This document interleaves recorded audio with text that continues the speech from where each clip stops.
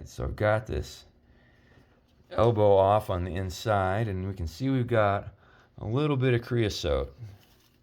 That's not much creosote as these things go. It really isn't. Most wood stoves, I'd see it like absolutely caking this thing by this point. But that said, we really don't want even that much creosote in there, because that's just a sign of wasted fuel and a sign of pollution and wasting your and danger actually from. There's not enough there to create a chimney fire, but it could build up over time.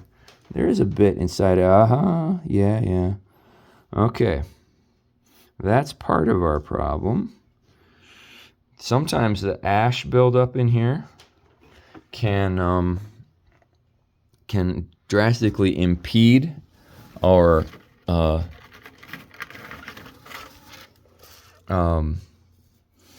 draft, and sometimes the worst of the ash is like newspaper ash, because that kind of holds together and builds up.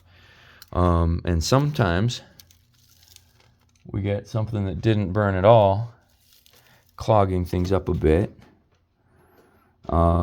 In this case, the damper there is actually impeding the chimney flow.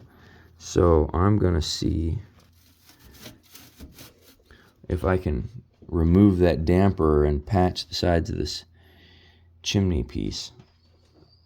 I'll take this outside to clean it, because that damper, if you're going to close down flow in a rocket heater, a damper really isn't the best way to do it, because the chimney inside of the barrel, the riser, can continue to put positive pressure on the system, so you have little carbon dioxide leaks into the building. So you really want everything to be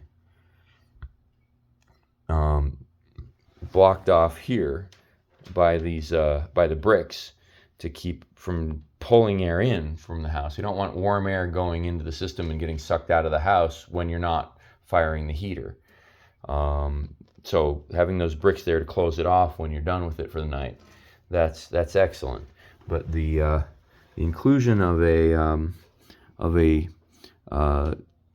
draft block here of a damper is generally not a good idea with a rocket heater, because it can lead to positive pressure in the room.